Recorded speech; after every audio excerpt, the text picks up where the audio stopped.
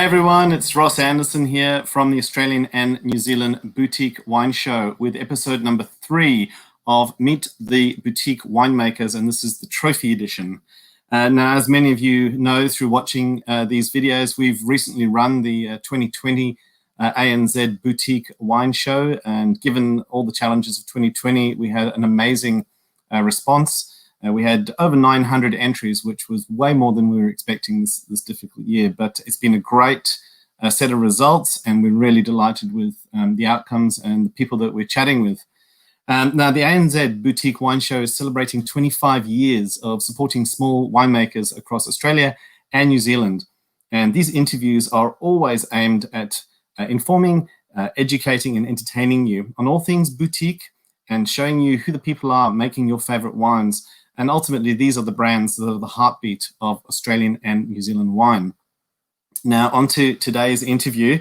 Today's guest hails from Tasmania at the moment, not originally from Tasmania, but the family are recognised as the second oldest family business in the state of Tassie. The current custodians are 5th, 6th and 7th generation Amos descendants, and they currently work a 4,000 hectare property along Tassie's beautiful east coast. Wine is only part of what they do, but they do it incredibly well. Now, it was just on 1 year ago exactly that I was at this beautiful old rustic cellar door.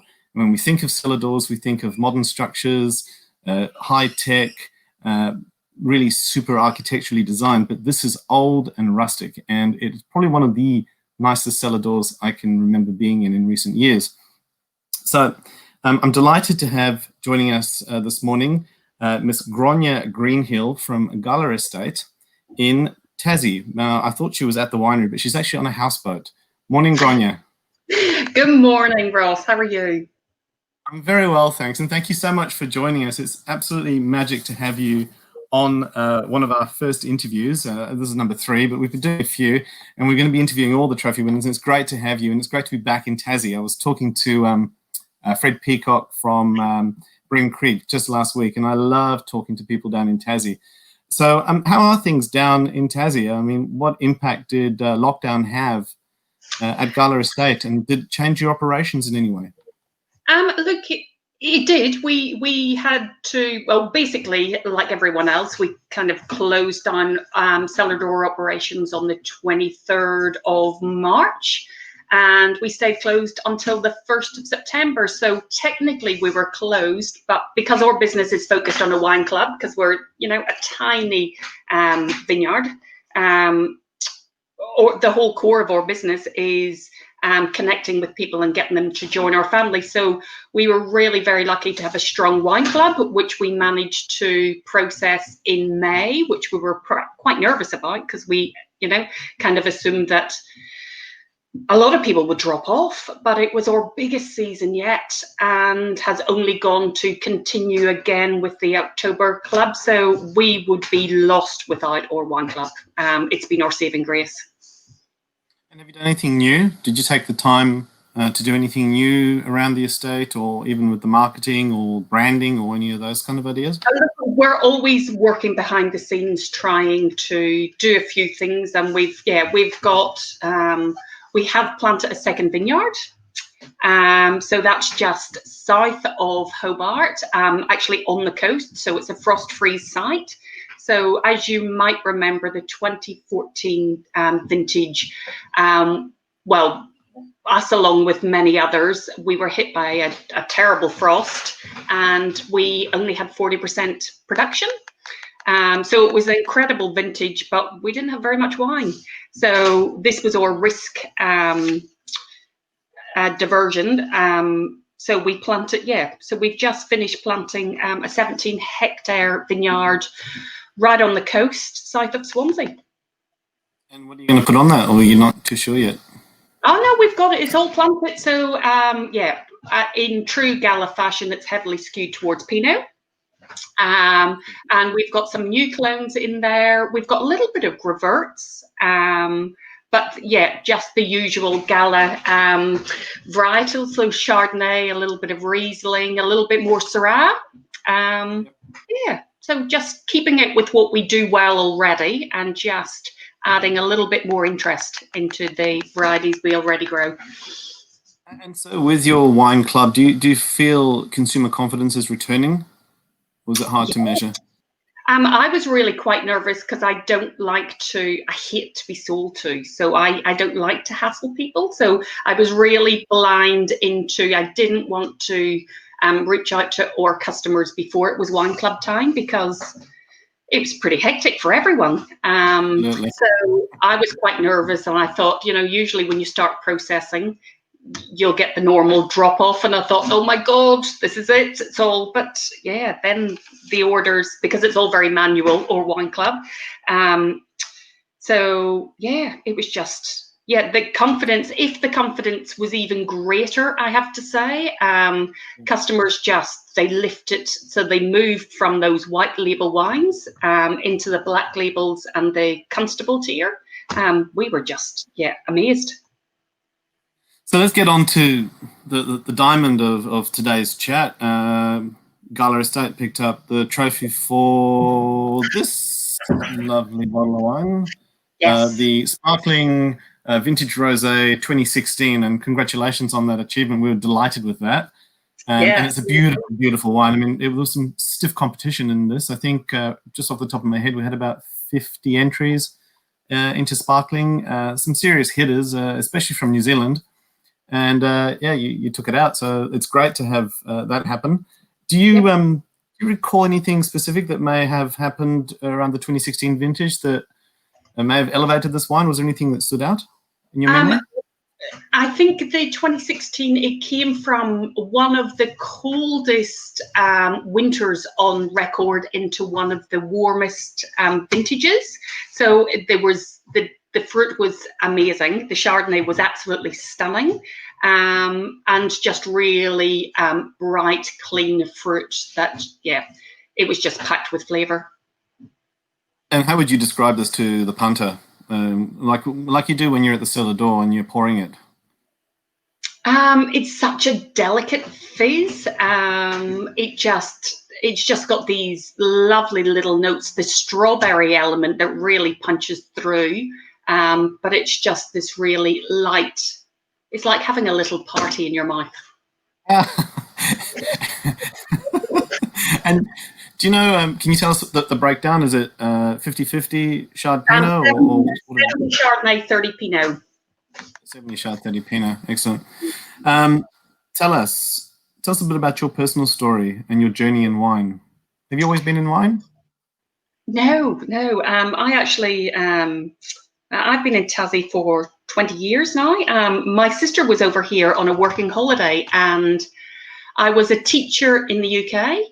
So originally from Northern Ireland, and went to university to study teaching. And 3 years in, I thought, this could be it. This could be forever. So I need to get out now and have a little bit of a look around. And I actually thought I would go to Dubai and teach in Dubai for a while.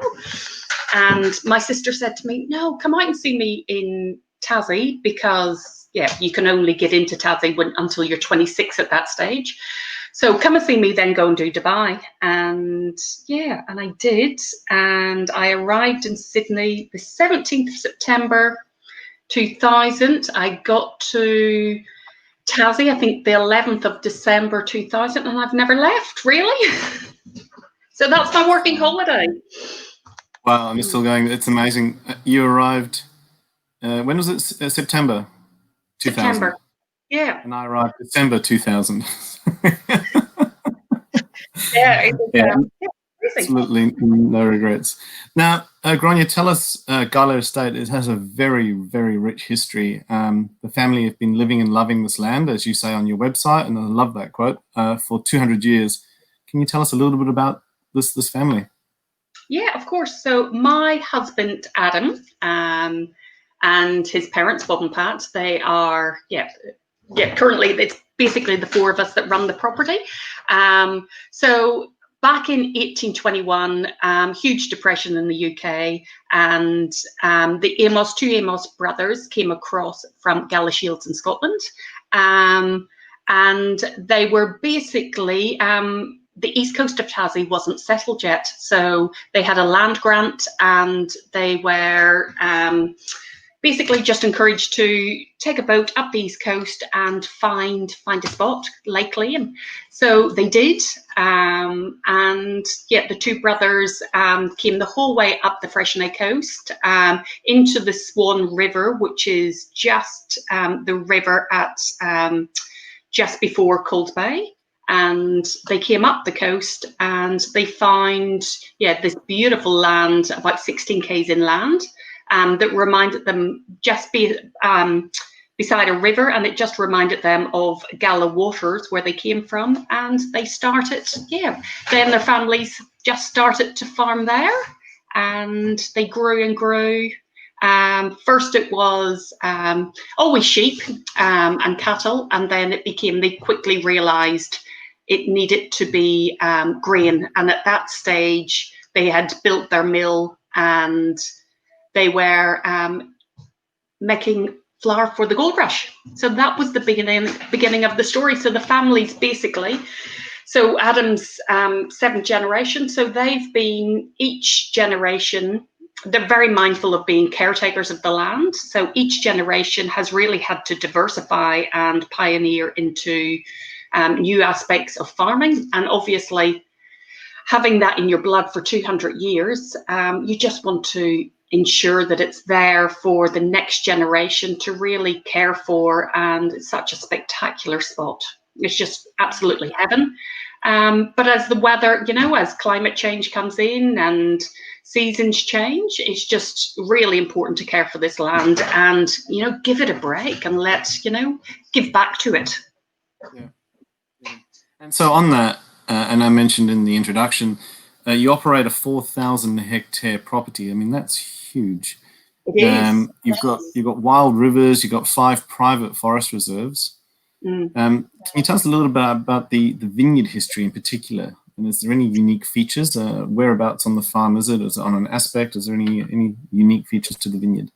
Yeah, so it's a north-facing aspect, and it's really it's a steep ironstone outcrop, and it's fairly close to the highway. But it was, yeah, we had the luck to be able to choose our very best 11 hectares from a 4,000 hectare spot. So yeah, we've got lots of beautiful plots that we could further develop. But my husband Adam is he's always excited about the next thing. So I'm just saying to him, hold on. He's already thinking cellar door, because the Swansea or the Cressy Beach vineyard has got the most spectacular outlook straight across over to Fresnay and Shooten Island. And I'm going, like, can we just hold on? Can we just get our hands? We've only been doing this since first vintage was 2011. Can you just let me get a handle on what we're doing here? And then we can, we can go again. It would be lovely to have that current cellar door moved if you wanted to move it, because I just love that structure. It's the most unique cellar door I can ever remember. What is the story on that cellar door? The actual building where your cellar door is, it's ancient. It's a really beautiful story. So there was a legendary old-timer, Ted Castle, and his family lived in there from the 30s. Even prior to that, it was a general store and a post office. You know, as all small villages, all buildings are repurposed into something else. So when Ted passed away in 2009, his family didn't think it was, nobody was fighting over the property. And it's pretty rustic now, but when we got our hands on it, it was, there's some old pictures floating around on Google, and it was a real nightmare. But we scrubbed on the walls with acid, because it was just covered in like black smoky grime, because there was just had an inside fire, no inside toilet, just had a hose through the window. So it was like, okay, we want to get our hands on it because the vineyard's here, and it's got this it's got this traffic on the main highway that gets both everyone that's gone to Cold Bay and Fresnay. Silly not to, but God, what are we going to do with it? But so we scrubbed it down, and all these beautiful colours appeared, and we knocked out the walls, and we thought, well, we have no more money. So let's just, start the cellar door, start selling the wine. And Julian Corso, who was our winemaker at the stage, said, it doesn't matter if you're going to sell it out of a caravan park or where you sell it from, just start selling it. And so knew nothing about wine. And of course, it's not the typical cellar door. And our neighbours were going, oh, you can't sell wine from there. It's Ted Castle's house. It's, something fancy with glass, and that's where people who drink wine go to taste wine. And we were like, well, it doesn't have to be that way. That's, this is what we've got. And we really focus on connecting with people in a personal way and allowing people to try wines where they feel comfortable and to kind of remove all that status and, how should I taste wine? What should I do? I don't want to make a fool of myself. I don't want to say something that's wrong. And so we've just tried to always encourage a space where people could just taste wine and, discover something new. Yeah. No, it was absolutely magic. And the highlight of my trip a year ago. Best experience.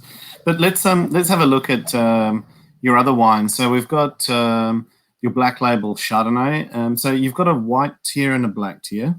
That's correct. Tell us a bit about the Chardonnay. So this is the 2018 Chardonnay, so second vintage of the Chardonnay, and we didn't release it until first vintage was 2017, just to get a little bit of maturity on those vines. And it's just a really beautiful expression of really fruit-driven wines. That's what we really hang our hat on. We just, all the winemaking really is happening in the vineyard, and we have a wonderful team of winemakers that they elevate and support what's there and just allow it to be a really stunning example of what the true fruit variety from our site should be.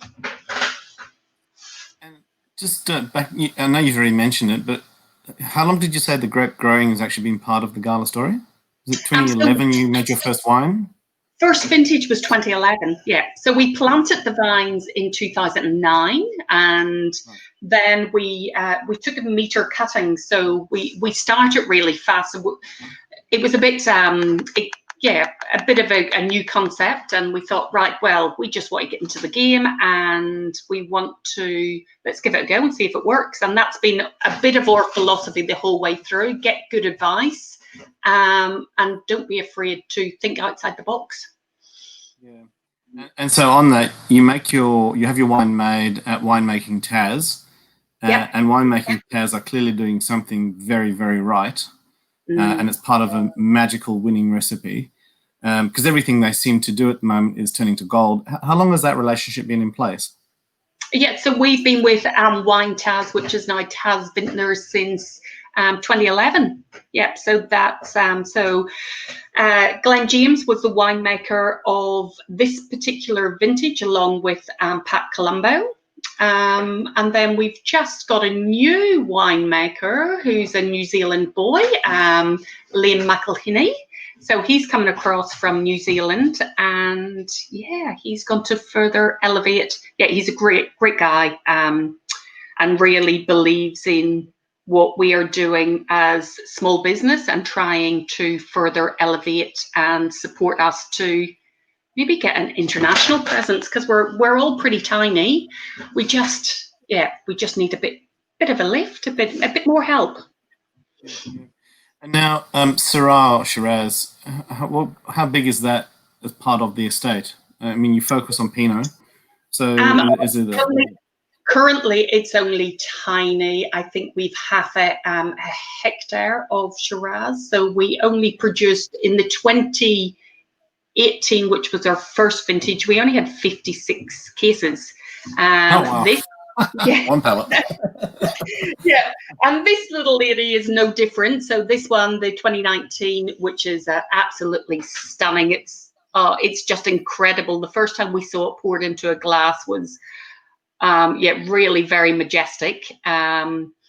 Just this beautiful crimson with these beautiful purple hues. I've never seen anything so intense in a glass. It just looked like pouring velvet into a glass. So, and this particular vintage, I think we've only 119, 119 cases. So, yeah, very tiny, low production, probably about 3 tonne to hectare. So it's not going to be a big one, but we're really going to focus on, trying to extract the very essence of this grape. And it doesn't need to be big. It just needs to be, exceptional. And so here's a question that I'm getting a lot of interesting feedback on. The mainland vintners and the mainland winemakers, specifically in the hot areas like the Barossa, are we seeing a shift slightly, or an increase, maybe not a shift, but an increase in alternate varieties? So a lot more Grenache coming through, Mataros, and then the Italian varietals. And when I was talking to Fred last week at Bream Creek, he was saying that he believes that there is an opportunity for Shiraz or Syrah in Tassie. What do you think? With the climatic changes happening, do you think we'll soon see increased Shiraz or Syrah? Yeah, there is very few vineyards in our particular area, so you need a little hot pocket.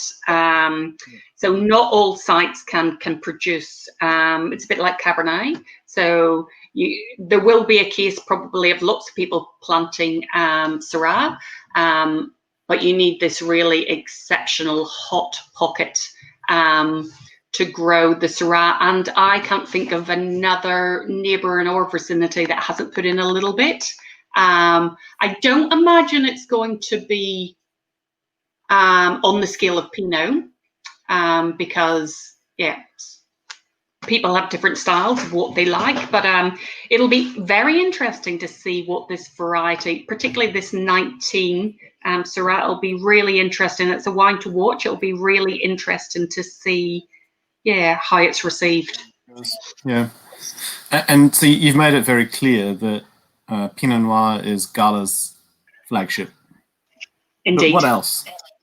Is there, what's and there's not the second favourite, but what the other leading varieties or focus for the brand? Is it Riesling? Look, my personal favourite would be the Riesling, but our real crowd pleaser is Pinot Gris. We keep waiting for Pinot Gris to kind of curb, and I keep waiting for it and thinking, oh my God, we're at, and Tassie as a whole, it can't produce enough Pinot Gris grapes. The demand is massive, but the Pinot Gris, it's just exceptional. It's just such an all-round favourite. And you can do, it's such an interesting wine because you can get some beautiful creamy texture within that wine, and just make it a little bit more interesting. So Pinot Gris is massive. And so let's address the elephant in the room. All things Pinot. Now you make how many? You've got 3 that you've entered here. Do you make more than 3 Pinots? No. We make 3 Pinots. The Constable is only, so our first vintage was 2013. And that really blew us away. Had absolutely no idea that we would be, our site would be capable of producing a wine of that caliber. So 2013, and then this new vintage, well, it's a 2017, but it's a really full-bodied Pinot, really commanding and intense, as all the 17 Pinots were. But these are, they're just big, sipping, gorgeous Pinots. So you've got Constable. Would you regard that as a reserve out of the 3? Yes. And then you've got your white label, which picked up gold. Right, so the white label, this little one, it's doing incredibly well, but often we're told that it over delivers, and it really does for this entry level wine. It's just quite amazing, the depth of flavour and complexity that's packed into this Pinot. Incredible vintage, and so made in that lighter style, just a little bit, 5 months of neutral oak, just to give it a little bit of texture and smokiness. But the fruit says it all. It's just, yeah, it's just amazing, and it's just a new release as well. So we've only just started to sell in the last month. And then you've also got the black label, so That's right. white label, black label, and Constable, and all three are amongst my absolute favourite Tassie wines. I know I'm very skewed with my commentary this morning, but I really do love your wines. Is there any major differences between the winemaking practices, or maybe not even that, but looking back at the vineyards, do they come from different blocks? Yeah, that's right. Inside a certain block, what's the major differences between the three? It's colonial selection, so it's typically the 115 or the 777 that goes into the white label. So and that depends each vintage, just seeing which grapes are throwing that really bright primary fruit-driven nature. So we want it really jam-packed with flavour. And then, of course, we handle it a little different. So the white label can carry a little bit more. So the black label Pinot, there's 5 different clones within there. So they're managed quite differently. And we're always trying to, really work hard on that canopy and try and get as much exposure and only carry as many bunches as we want it to carry. So one of our biggest problems is we spend an awful lot of time dropping fruit, which is sometimes to other people's dismay. But with this black label, we are trying to really get that exceptional fruit flavour, and then we play with it in the vineyard, so it gets a beautiful oak regime that's signature Gala. Moving on to future plans, is there anything you can share with us about future plans at Gala? I mean, you've hinted at an opportunity that your husband's pursuing with a different cellar door, maybe not. Anything you can share with us? Well, definitely this new, if you're on the coast, you will see this spectacular vineyard. It's got the most beautiful aspect. So we've got 17 hectares there planted.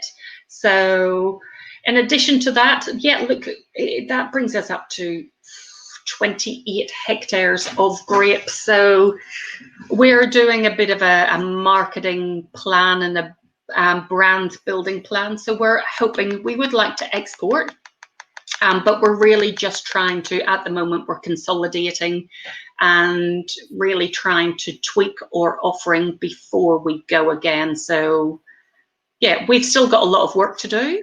And we just want to get that right before we jump in again, because I have a feeling that the Cressy Beach site, it's going to be quite a different, when you see it, it's such a spectacular site. It's going to be a little different. So it's going to be a different offering completely.